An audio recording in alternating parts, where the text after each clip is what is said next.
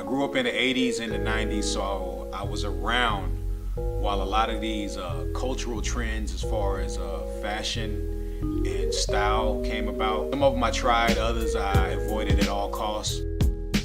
The Jerry curl is one of the earliest ones I can remember, being that it started in the early 80s. Michael Jackson single-handedly made the Jerry curl the most popular hairstyle amongst black people during the early 80s. Thriller came out, you saw the videos, you saw him with his hair, and while you was marveling at the dancing and the music, you was still saying, yo, how did he get that hair? A lot of what they were saying, how did he get that hair? The Jerry curl was actually an expensive hairstyle to have at the beginning, because the only way you could go get it done was you had to go to a hair salon to have it done. Michael's an international superstar making millions and millions of dollars, so he can afford to have his Jerry curl looking right all the time. But when you Steve, who works at Pep Boys, you can't get a Jerry curl and have it looking right the whole time. What ended up happening was someone made a home kit. People went home and started frying their hairs and putting all these chemicals in their kitchen sinks or in their bathroom sinks, and the next thing you know, it was this big Jerry curl explosion. I never got a full-on Jerry curl. That was actually one of the ones I avoided, but I had many family members that did have Jerry curls, and you know, they ruined a lot of pillowcases and couches with their hairstyle. A lot of them kept that hairstyle for a long, long time, well on into the 90s. My first foray into any kind of fashion or anything like that was when I was 11 years old, and I convinced my father to buy me a Kango. At that time, I was heavy into hip-hop. LL Cool J was my favorite rapper. L wore used to rock the Kango here, you know, red one, black. He had one color for every occasion and everything. My main thing was girls responded to it. You know, his name was Ladies Love Cool James, so he wore the Kango and ladies were responding to it, so I figured if I got a Kango, ladies was gonna respond to me as well. The thing about the Kango you don't realize is that number one, the hat is made out of wool.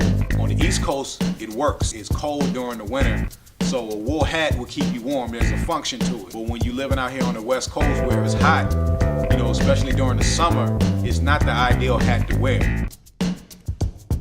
Middle of the summer, I'm walking around with this wool hat on. Some days it's over 100 degrees outside, sweat pouring down my face, probably carrying a napkin or something with me just to keep wiping the sweat off my brow. And you got people coming up to you, talk about, yo, that's a real Kango.